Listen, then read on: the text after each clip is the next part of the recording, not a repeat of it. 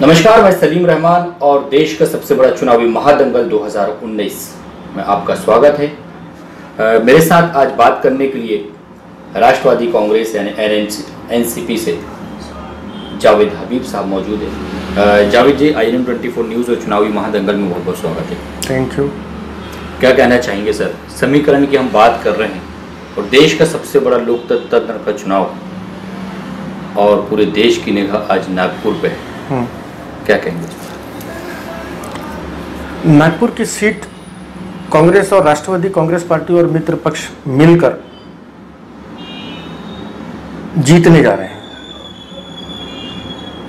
इस जीतने के लिए आज आपके दिल में, दिमाग में और कुछ लोगों के दिल और दिमाग में एक वहम हो सकता है कि एक बहुत बड़ा नुमाइंदा, जो वो लोग बड़ा मानते हैं, हम तो बिल्कुल बड़ा नहीं मानते, बड़ा हम उनको मानते हैं जिन्होंने वाकई में समाज के हित के लिए कोई बड़ा काम किया हो। तो मुझे नहीं लगता कि नितिन गडकरी जी ने कोई ऐसा बड़ा काम किया हो जिसके बेस पर वो मैदान में उतरकर वोट मांगे। काम की बात की है और कल शाम लॉन पे एक प्रोग्राम रखा गया था आपके द्वारा, सोहेल राणा जी के द्वारा। वहाँ भी आपने स्पीच दौरान, आपने भाषण दौरान के उसमें कहा कि मेट्रो ही और सीमेंट रोड ही विकास नहीं है, और अगर यही कांग्रेस का सांसद होता तो तब कहा जाता कि ये मेट्रो सीमेंट रोड हमने लाए हैं। नहीं, देखिए, विकास के एक्चुअल मानी क्या है? विकास का मतलब ये होता है कि देश में या शहर में रहने वाला नागरिक अपने घर में खुशहाल रहे, और खुशहाली के बावजूद, जैसे हम पहले घर के अंदर का सुकून क्या देखते हैं कि हमारे घर का फ्रिज भरा रहे, हमारे घर में हमारे बच्चों की प्लेट में बाकी चीज़ें सजी रहे, हम उसके बाद में टीवी, फ्रिज और VCR की बात करते हैं। आज इन्होंने मूलभूत समस्याओं पर आक्रमण किया है।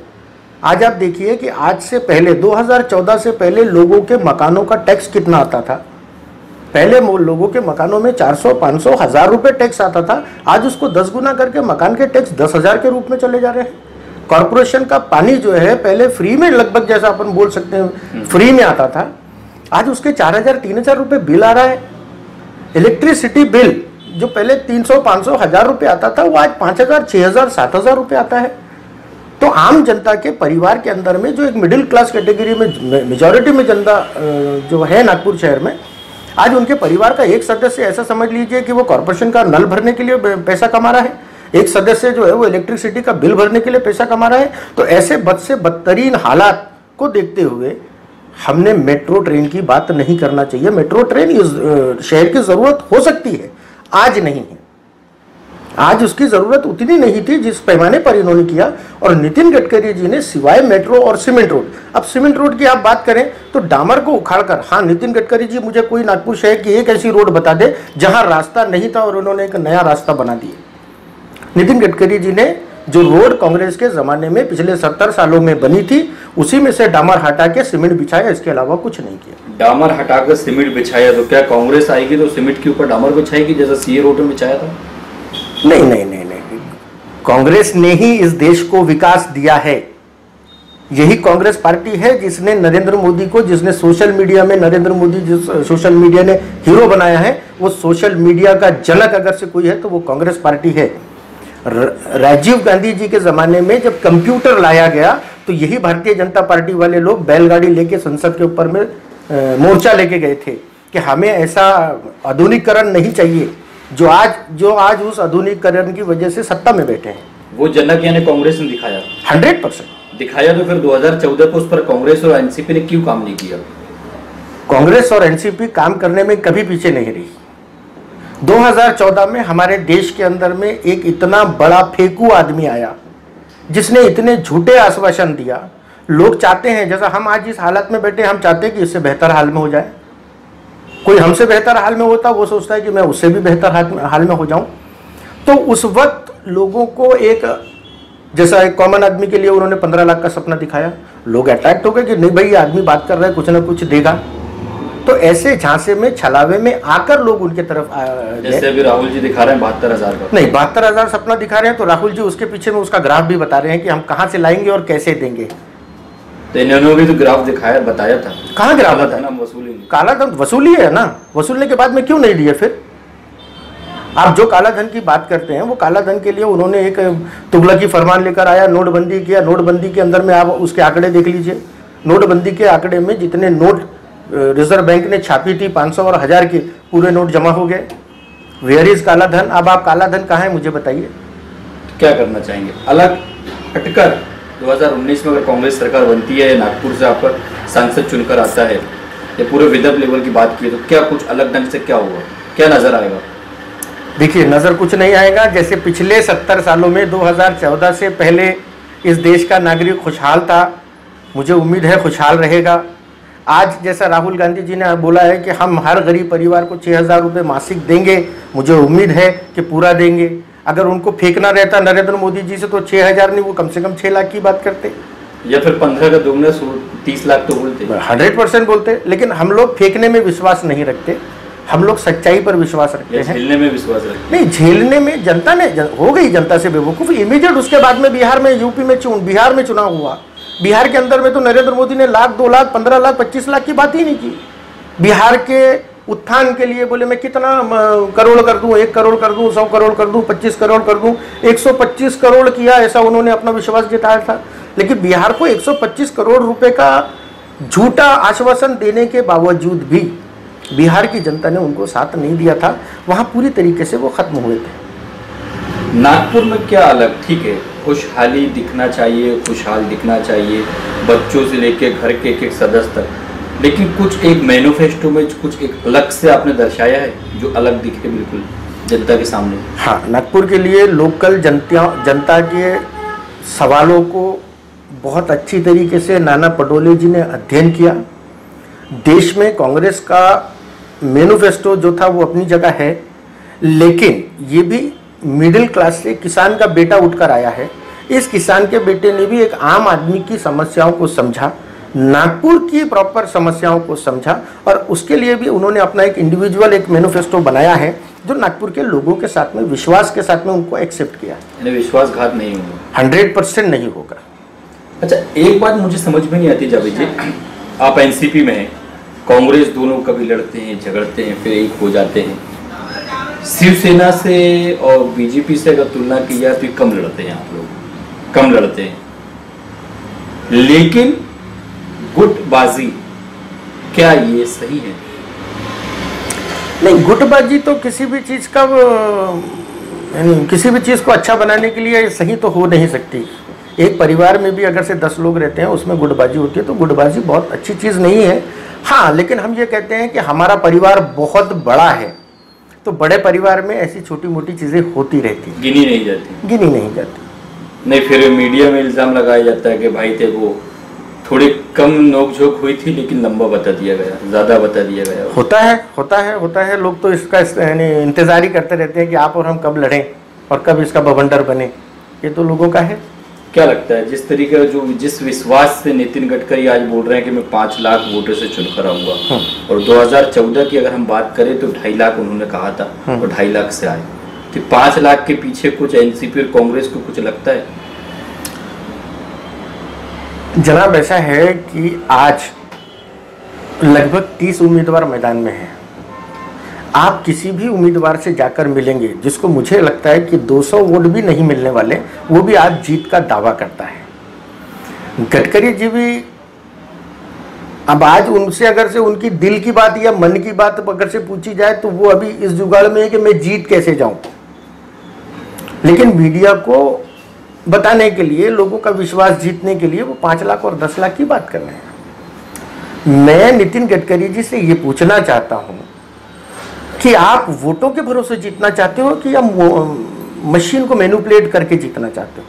अगर आपने मशीन को कहीं मैनिपुलेट किया है तो आप विश्वास रख सकते हैं कि मैं 4 लाख से जीतूंगा, 5 लाख से जीतूंगा। लेकिन वो तो कहते हैं वोट भी छोड़िए, मशीन भी छोड़िए, मेरे विकास के कार्य इतने हैं। तो मैं विकास गिना रहा हूँ ना उनका, मैं विकास गिना रहा हूँ उनका। जो घर का टैक्स था वो 500 रुपये से विकास इतना हो गया कि वो 5000 रुपये हो गया। कॉर्पोरेशन नल का जो बिल 200 रुपये आता था, विकास इतना हुआ कि वो 2000 रुपये आ गया। जो घर से निकल के आदमी 1 लीटर पेट्रोल 50 रुपये में डालता था वो आज 80 रुपये में डाल रहा है, ये विकास हो गया। तो क्या इस विकास के बिना पर नागपुर शहर की जनता उनको वोट देगी? ये कैसा विकास है? विकास की रूपरेखा आप समझ लीजिए। देखिए, इन्होंने कहा था कि हम विकास करेंगे, इन्होंने कहा था कि हम पेट्रोल जो है वो 40 रुपये कर देंगे, लेकिन उन्होंने उसके आगे नहीं कहा था कि हम 40 रुपये में आधा लीटर कर देंगे। आज 40 रुपये में आधा लीटर में, उन्होंने 40 रुपये बोला, मगर 40 रुपये में ये नहीं बोला उन्होंने कि मैं 1 लीटर दूंगा, उन्होंने 40 रुपये में आधा लीटर दिया। अब उनके इन सब छलावों को जनता भली भांति समझ चुकी है। ये हो गया विकास की बात। अब आप सामाजिककरण पे आ जाइए, तो सामाजिककरण के अंदर में भी इन्होंने कौन से समाज का उत्थान किया। मैं मुस्लिम समाज से आता हूँ। मुस्लिम समाज इस नागपुर शहर के अंदर में 14% है। ये 14% मुस्लिम समाज इनके और इनकी नीतियों के खिलाफ, जैसा आज इन्होंने मुस्लिम समाज का जो आरक्षण आने वाला था, आरक्षण को रोककर मराठा आरक्षण की बात कर ली। आज मुस्लिम समाज जो शरीयत में कभी दखल नहीं चाहता, इन्होंने शरीयत में दखल देने की कोशिश की।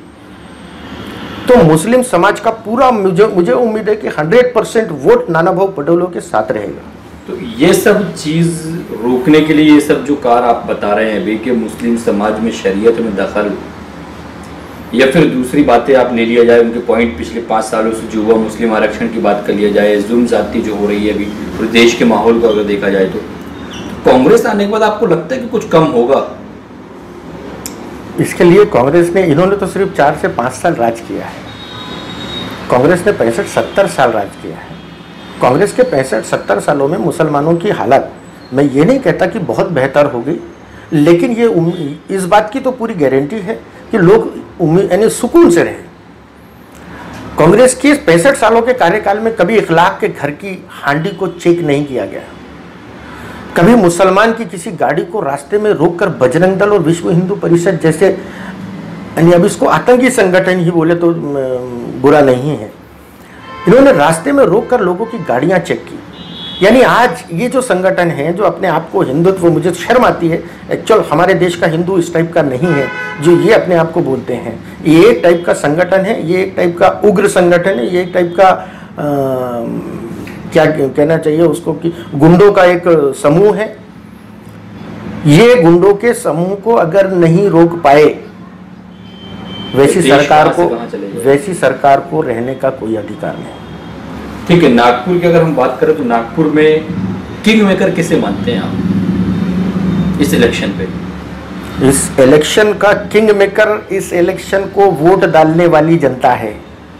आज आप देखेंगे कि लोगों ने, जनता ने, आम लोगों ने चुनाव को अपना समर्थन दे दिया है। आम लोगों ने चुनाव को अपने सर पे ले लिया है। अभी कोई ज़रूरी नहीं है कि किसी पार्टी का पदाधिकारी जाएगा, चाहे कांग्रेस हो, राष्ट्रवादी कांग्रेस हो, मुस्लिम लीग हो, पीपल्स रिपब्लिकन पार्टी हो, और हमारे समर्थित जितने भी दल हैं, उनके कार्यकर्ताओं को मतदाताओं तक जाने की ज़रूरत नहीं। मतदाताओं ने मन बना लिया है कि इस बार ये फेंकू सरकार के खिलाफ हमें वोट डालना है। क्या लगता है जो आने वाले भविष्य के पीएम कहा जा रहा है नितिन गडकरी, 5 लाख से जो कह रहे हैं जीतेंगे, कांग्रेस कितने लाख से हराएगी? या कार्यकर्ताओं की मेहनत अगर देखिए, हम आपको ये बताना चाहेंगे कि हम नागपुर शहर में गडकरी को खासदार नहीं रहने देंगे और देश में मोदी को प्रधानमंत्री नहीं रहने देंगे। अब अगर से ये 5 लाख 25 लाख, ये उनका अपना मत है, वो अपना रख सकते हैं। मैं ये दावे के साथ ज़रूर कह सकता हूँ कि हम ये चुनाव नाना पटोले जी के नाम से जीतने जा रहे हैं, कांग्रेस के नाम से जीतने जा रहे हैं, सेकुलरवाद के नाम से जीतने जा रहे हैं और आम जनताओं की सुविधाओं के लिए जीतने जा रहे हैं। चलते चलते ये मैं बोलता चलूँ कि जावेद हबीब आने वाले विधानसभा इलेक्शन की तैयारी कर रहे हैं। अगर पार्टी ने आदेश दी तो हम तैयार हैं। हल्की सी आपकी जर्नी की झलके हो जाए कुछ?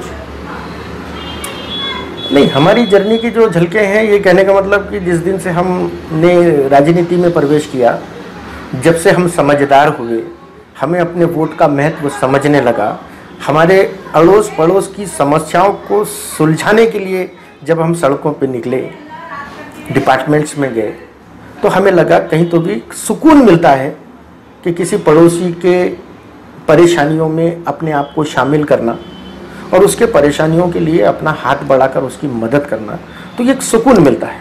ये सुकून की वजह से हम ये समाज सेवा कर रहे हैं।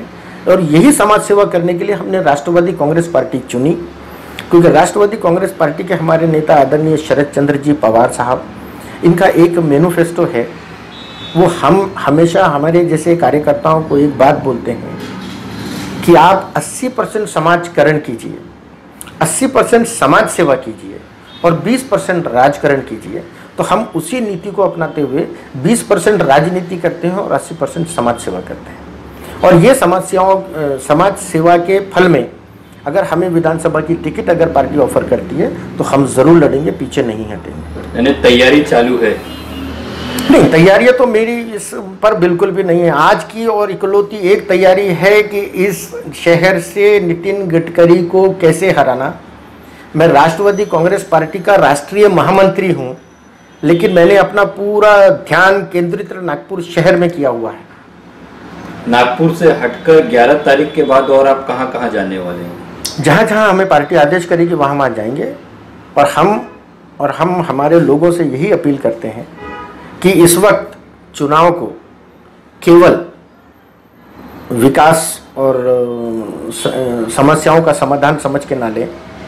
इस चुनाव को संघ के विधान और संविधान, ये इसकी लड़ाई के बीच में समझें।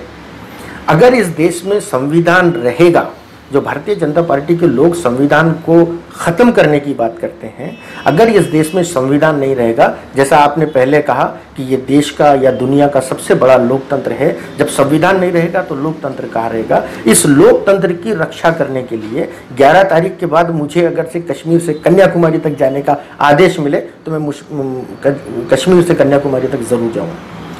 कश्मीर से कन्याकुमारी घूमने के बाद आते हैं हम विधानसभा इलेक्शन पे, और सपोज कांग्रेस और एनसीपी से आपको टिकट नहीं मिलती विधानसभा की, और बीजेपी अगर बोलती कि हम टिकट दे रहे हैं जावेद हबीब को, इस पर क्या निर्णय होगा?